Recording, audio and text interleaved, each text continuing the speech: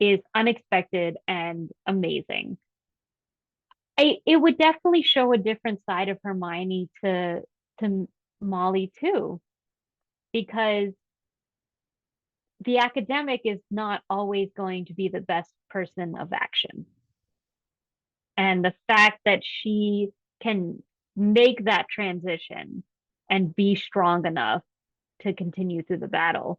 Probably subconsciously, Molly was like, "All right, she can be my daughter-in-law." I would agree. Because yes, we all feel the same way. Molly Ronnie definitely was like, holy crap, Molly. Yeah, And I think at that moment, I think is probably the first moment that Hermione truly appreciated, oh, Molly's a Gryffindor. At the same time, I think Molly would have had that moment of appreciation. Oh yeah. You know what I mean? yeah, And the other thing people always forget is Hermione's birthday's early. She was fully 18 years old. And I think in that moment, Molly probably saw, although she's been getting there the whole time, a woman instead of a child. Because there is something that happens like at graduation where you see these children that have been children as far as you know, and then you see them in a cap and gown or at a graduation party, and you look at them for the first time going, oh my God, they're they're young adults now.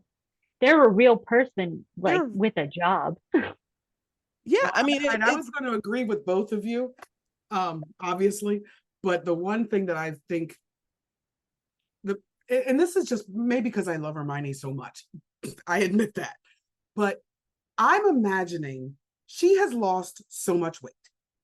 She looks like a scrawny stick with hair. She is bruised. She is bloodied. She looks like a waif. And Molly sees this child in her mind that she has known forever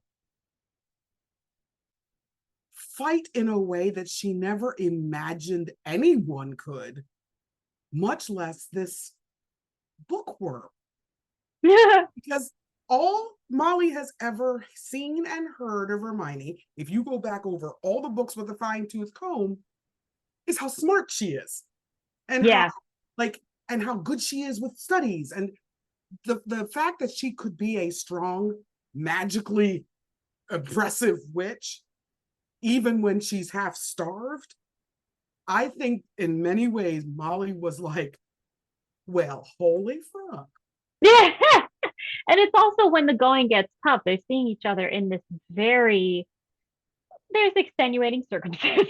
There's just a little bit. There's a war going on. This is not a situation where you ever want to see the people that you love, and where it defines who people are, Mm-hmm. and how much they're going to fight. And the fact that Hermione was as Gryffindor as she was definitely impressed Molly, I think. Yeah.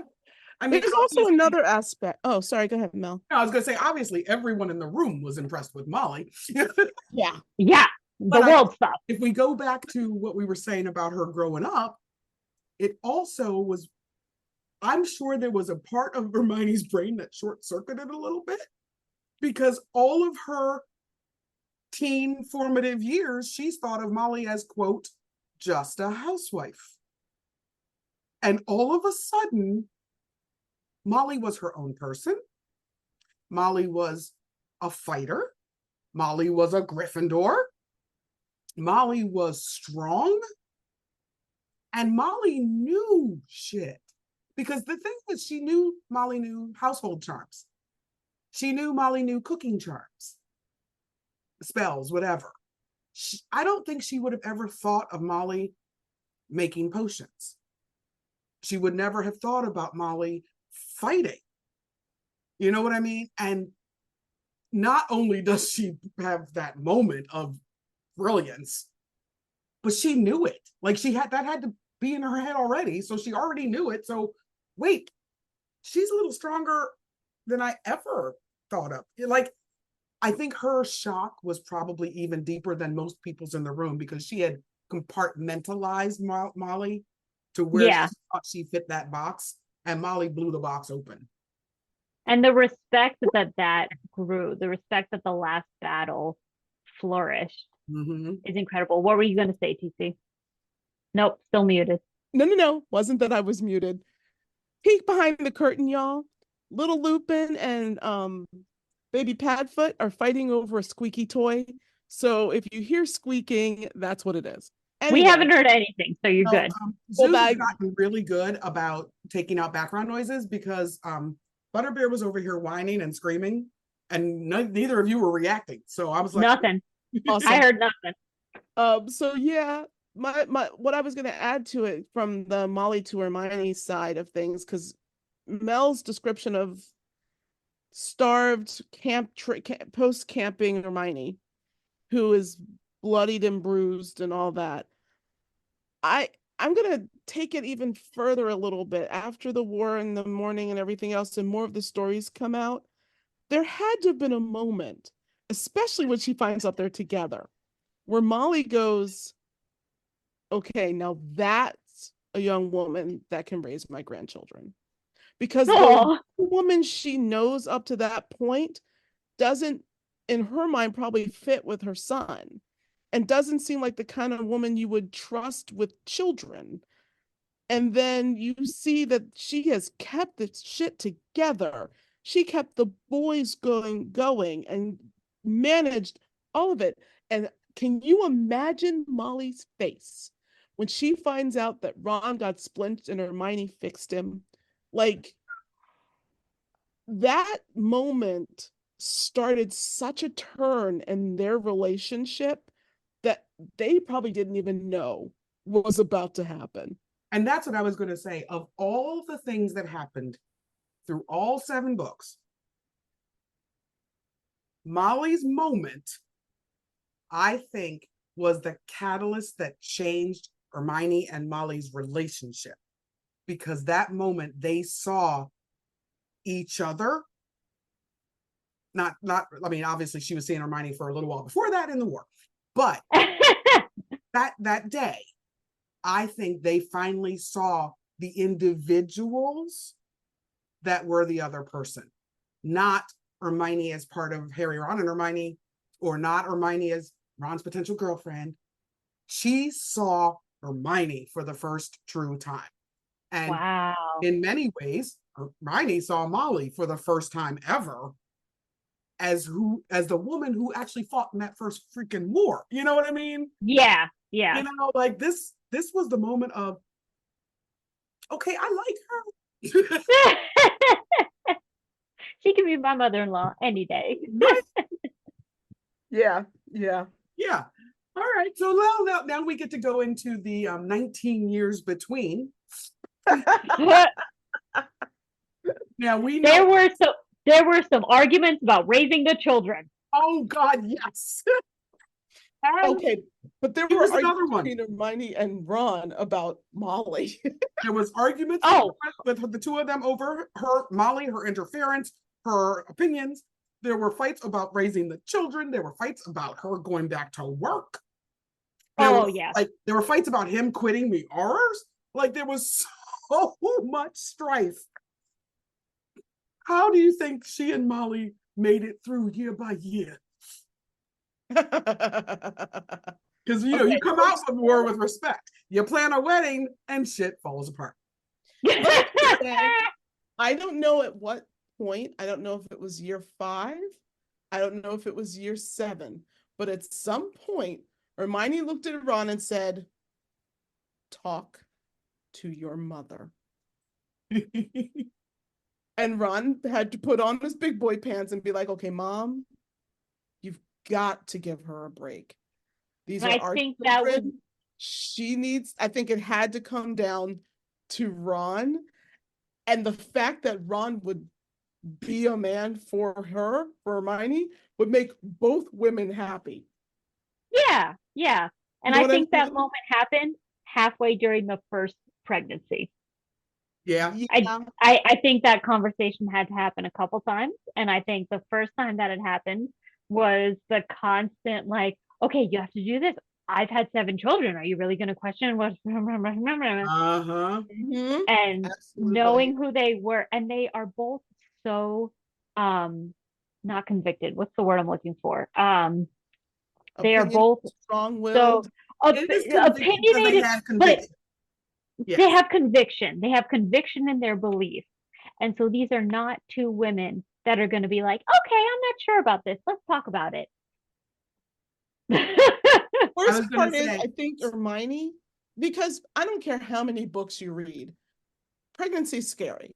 mhm, And I think Hermione, genuinely scared, would double down on not wanting advice. absolutely. Mhm. And You would know go what to I her mean? own mother. Here's the thing, by then she's got her mother back, and I'm sure as a overcompensation for what she did, she would have leaned heavily on her mother and her opinion, The muggle regardless opinion, of, though. and it's a muggle opinion, but it wouldn't even have mattered because she wants to make mom happy. Okay, you know what? I'm taking this back a notch because I just pictured something insane. Planning a wedding with a mother you're trying to please because you erased her memory and sent her to Australia, and a mother-in-law you're trying to impress who have vastly different tastes and somehow still get a wedding you want. Gretna Green, that's all I'm saying. Gretna Yeah, right? Oh my gosh. Oh no, an elopement. Aha, what happened? yeah. I'm so thankful for my mother-in-law again. Oh my God. She was just like, no, whatever you want. It's like, I think amazing. I think Molly would have done the cold politeness to the point where that's when Ron would have had to step in and be like, okay, mom, this has got to stop. Because this is a podcast, no one else was able to see Mel take off her glasses and rub her temple. Sorry, I forgot that this is not a visual medium till You know what though? that one episode. I just had another, because we've had this discussion before, but I still think it comes down to this a little bit. Either one of these two scenarios happened. Either A, Ginny and Harry were already married, and Ginny said, okay, mom, you had the wedding you wanted for me. That's her mother's problem. Or B, Ginny and Harry were not married, and Hermione called Harry going, okay, please ask her. Ask her now. Just ask her. I need Molly to plan her wedding. I need the focus to be somewhere else. I feel like we've had this conversation before, but I think you think have, but Harry it's and still Ginny funny. would have gotten married first, Yeah. and Yeah. Ron and Hermione would have taken a little bit more time. So hopefully that would help. It's the chosen one and her only daughter. Like that's what, and he doesn't have a mom. She can put Right? all her efforts into that. And then when there's this very strong-willed, not that Ginny isn't strong-willed, but it's her mom. She can communicate with her. So Oh, here's the next Think one. about Next it. bomb I'm going to Fleur's drop on mom you. did, Oh, well, I'll sorry. Go say ahead. Fleur's mom did not seem to get a lot of say in Fleur's wedding.